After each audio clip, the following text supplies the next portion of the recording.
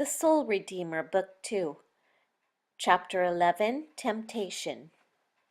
After Nicole opened the inn the following morning, she walked over to the post office to pick up a package. On her way back, a man that she did not recognize was walking towards her, and when their eyes met, he looked a little surprised. She smiled at him, then started to cross the street. The man took a few more steps, then stopped and called out to Nicole.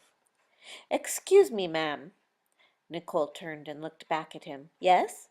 He took a step closer to her and then stopped. Looking closely at her, he asked, "Megan?" "No, I'm sorry, I am not Megan," she replied. "Surely you are," he insisted. "No, sir, you're mistaken.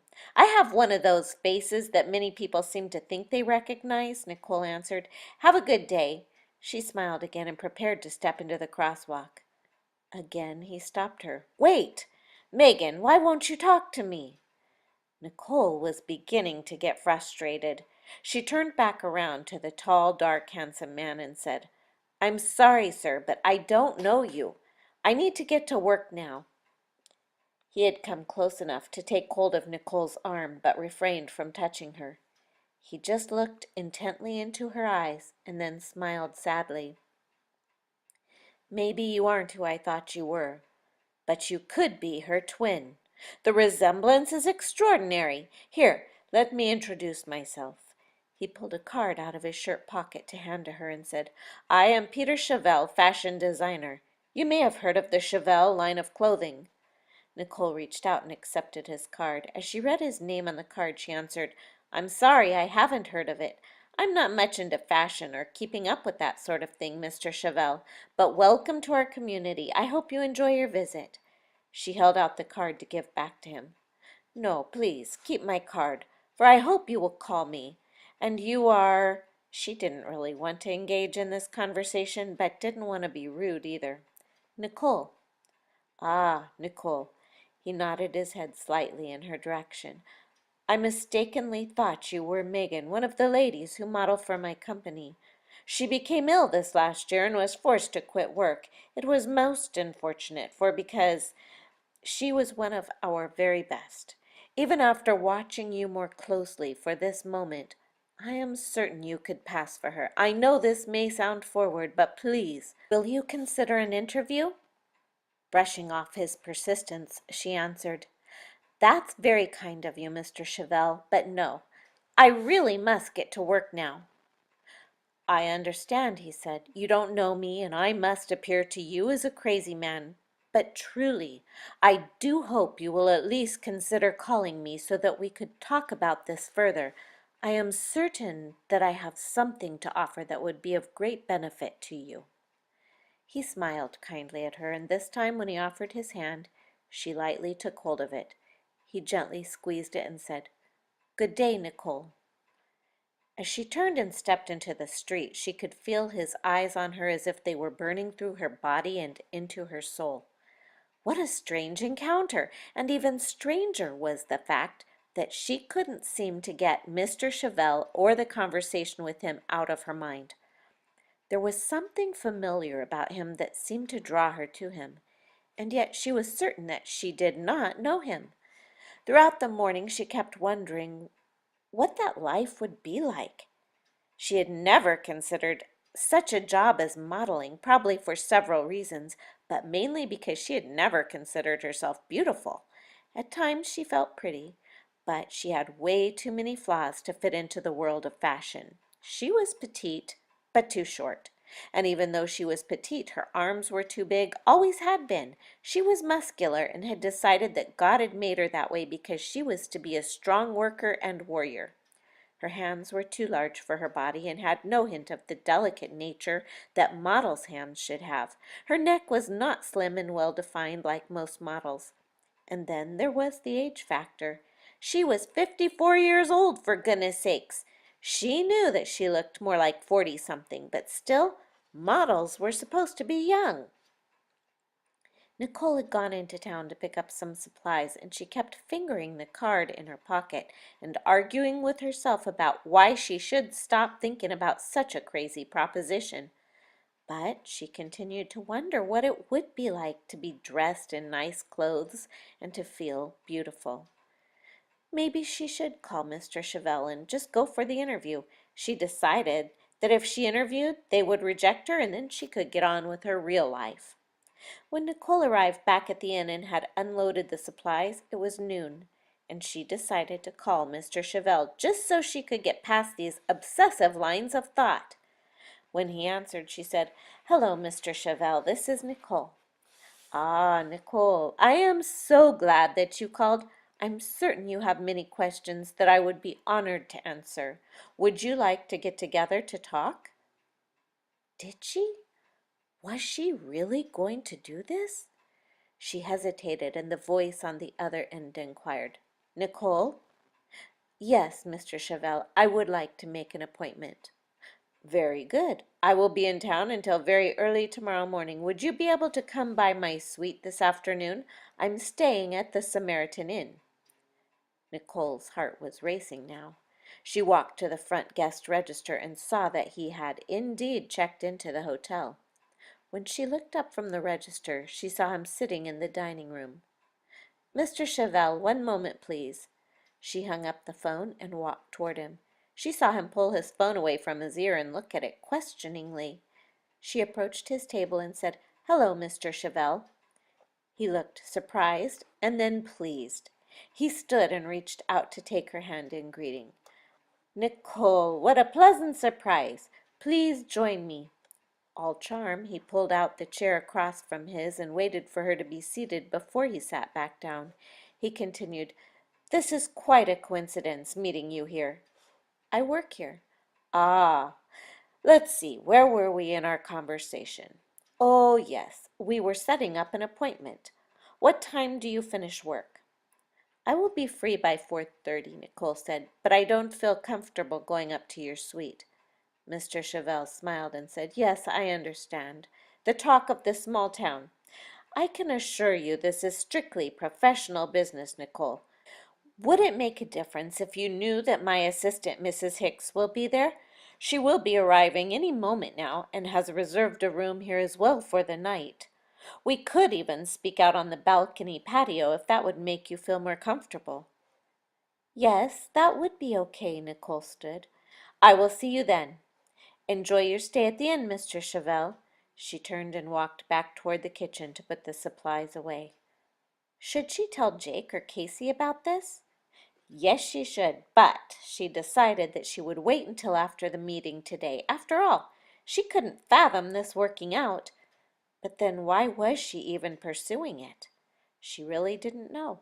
Maybe things would become more clear after the interview. At 4:30, Joe stood up, knowing that it was time to go home, then looked at her questioningly when she patted his head and said, "It's okay, boy, you stay here. I'll be right back." His brows creased with concern, and she heard him whine as she climbed the steps to the first suite where Mr. Chevelle was staying. His door was open, and he stepped out onto the balcony when he heard her coming. "Hello, Nicole. Thank you for agreeing to meet with us. Mrs. Hicks will be along shortly. She arrived a little later than she planned and is just getting settled in." Nicole knew this, of course, because Casey had told her of Mrs. Hicks' arrival and registering at 3:45. Of course, Casey did not know that Nicole had already been aware that she was coming. They sat at a small round table, and Nicole answered, "That's fine. I have some questions, Mr. Chevelle. I really do not understand your interest in me. I do not fit the image of a clothing model." "I thought you might wonder about that," he smiled. "You would be accurate according to most fashion experts in the industry. However, my goal with my newest line of clothing is to appeal to the average woman. Are you aware that the largest group of women is between the ages of 40 and 75? There is a wide open business opportunity here. They have time to shop and money to spend. But they want to see what the product looks like on real women. That's where you come in." He stood and said, "I would like to show you some photos of my work and also some of your twin Megan." Nicole nodded, and he stepped into the suite and back out a moment later with a laptop. He hit several buttons, then smiled and turned the computer towards her.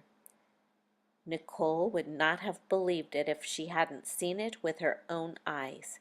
It appeared as though she were looking at herself there on the screen. She was speechless and unaware that her mouth was hanging open. She was so lost in thought as she examined every detail of the woman on the screen that she did not hear Mrs. Hicks approaching. "You weren't kidding, Peter. She's a dead ringer for Megan."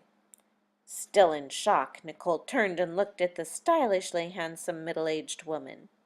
Mr. Chevelle stood up and said, "Nicole, I would like to introduce Mrs. Hicks, my assistant. Dorothy, this is Nicole, hopefully our new fashion model." Mrs. Hicks reached out for Nicole's hand. She was smiling, but somehow the smile didn't quite reach her eyes. As Nicole took the woman's hand, it seemed as though the fog that had been pressing in on her all day finally descended and planted itself firmly in her mind. Nicole shivered in spite of the warm afternoon. The three of them sat at the table, and Mr. Chevelle was explaining something about the clothing style they were targeting. Nicole sat there listening, and yet there was a thought that was boiling somewhere in the back of her mind that she just couldn't quite grab hold of. "Nicole, are you all right? Nicole?" "Oh, Mr. Chevelle, yes, I'm fine. I guess all of this is a little much to comprehend," she said. "Peter, you must call me Peter." "Peter it is then," she said. "Thank you." "I was just saying that I'm going to pull up some pictures of the new clothing line so that you can get a better feel for what we are after," he continued. They looked at several pages of stylish yet casual clothes that were being modeled by Megan. Nicole was getting more uncomfortable with every page. It wasn't the clothes that bothered her. She would have been comfortable wearing any of those she saw. Finally she said, "I don't think this is for me. No matter how much I look at this other person, Megan, I am not her. I have a life here, and I love it. If I took this job, what would my life look like?" With a reserved smile, Mrs. Hicks answered, "You would get to travel a lot. You would be going to many exciting cities around the world, staying in the best hotels, and meeting many exciting new people. I dare say you would love it." Nicole did not smile. "So I would be gone from home a lot. What about my job here?" Peter said, "Yes, you would. You would be home, I'd say, about 8 to 10 days a month. This is all assuming that you would do well in the auditions." "Auditions?" Nicole asked. Mrs. Hicks said, "Of course, dear. Modeling is not only about wearing the clothes, it's about delivery. A good model presents the clothes with a presence that makes them come alive with personality and appeal, so that others will desire to own them." Peter spoke up encouragingly. "Megan was exceptional in doing this, and I'm sure that you can be too with a little practice. Don't worry, we wouldn't put you in the auditions without training you." "I'll tell you what," Mrs. Hicks said. "Come with me, and I'll show you a few items of clothing that you can try on and just see how you feel in them. And then you can go home and think about all this." She rested her hand over Nicole's for a moment. "I can only imagine how shocking this must be for you. Seeing the clothes might help you to think this through." "Great idea, Dorothy," Peter agreed. Nicole was a little uneasy, but she followed Mrs. Hicks into the suite. "Come on back into the bedroom, dear. The clothes are in here." She pulled a couple of things out of a designer bag and handed them to Nicole. "You can put these on in there." She pointed to the bathroom. Nicole came out wearing a very nice but casual, form-fitting red zipper front sweatshirt with a flouncy gray shirt. She looked at her reflection in the mirror and saw that she looked good. She felt invigorated as well. Maybe she could do this. "You look marvelous," Mrs. Hicks gushed. Peter came and stood in the bedroom doorway. He was smiling from ear to ear. I feel as if we have our Megan back with us, he said. How do you feel in them, dear? Mrs. Hicks asked. I feel great, she replied. Looking very pleased, Peter saluted, To the Queen of Casual, to which Mrs. Hicks clapped her hands and said, Hear, hear. Peter said, Nicole, we will need to leave here before sun-up tomorrow morning. We are on our way to Paris. He looked at Mrs. Hicks, who gave him an encouraging nod, and then he continued, We would like to have you leave with us in the morning. Nicole's mouth was once again hanging open, and Mrs. Hicks smiled and said, Nicole, dear, you show such great potential. But should you decide to accept our offer, the first thing we are going to have to work on is the building up of your jaw muscle. It keeps falling open. Peter laughed, but Nicole wasn't sure that was funny. Then he said, You, my dear, look a bit sleepy, and even so you are as beautiful as a butterfly. The next thing she knew, she was standing in the living room, feeling a little bit dizzy and wondering why Joe was barking. Are you all right, my dear? Peter was asking. You look a little pale. Come, sit down for a moment before you go. Mrs. Hicks came out of the bedroom and said, I'm sure it's just the sudden changes you're contemplating, dear. That would make anyone feel a little unsteady. Peter handed her a bottle of water and opened it for her. Perhaps some water will help. She took a few swallows and was feeling better, even though her eyes felt scratchy and it seemed like her mind was a bit foggy. What time is it? She asked. Where did I put my phone? Mrs. Hicks retrieved her phone and clothes from the bedroom for her. That's right. She had been trying on clothes and was still in them. Nicole looked at her phone and saw that it was already 7:10 p.m. How did it get so late? My husband's called twice. He'll be worried. She stood up slowly and was relieved to find that the dizziness was gone. She picked up her clothes. I'll go change real quick. Just keep the clothes that you're wearing, dear. Our gift to you for considering our little proposition, Mrs. Hicks said. Nicole was beginning to hate the way Mrs. Hicks kept referring to her as dear, as if she were a child. They were nearly the same age, after all, and she was certain that she was not dear in any way to this lady. She realized that she didn't really want the clothes she was wearing, but she was anxious to leave. Thank you, she answered. Peter reached out and took her free hand in his. You're sure you're well enough to drive? She nodded, and he continued. Call us as soon as you make a decision about our offer.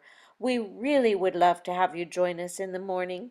He paused as he looked into her eyes and then said, I know you'll be just superb. He smiled tenderly and then released her hand. You have my number. That's right. They wanted her to leave her life behind tomorrow morning. She was worried about being a few hours late and getting home to her husband, and they wanted her to leave him behind for weeks? She wasn't sure if the spell had been broken as she thought of leaving Jake, or if it was Joe's consistent barking, but it was as if a thread of reality was being woven back into her mind, and she answered, Thank you both for the offer and your confidence, but really, there is no way I could be ready to leave that soon. I'll have to think and pray about this and talk to my husband. She cringed at Mrs. Hicks' irritating response.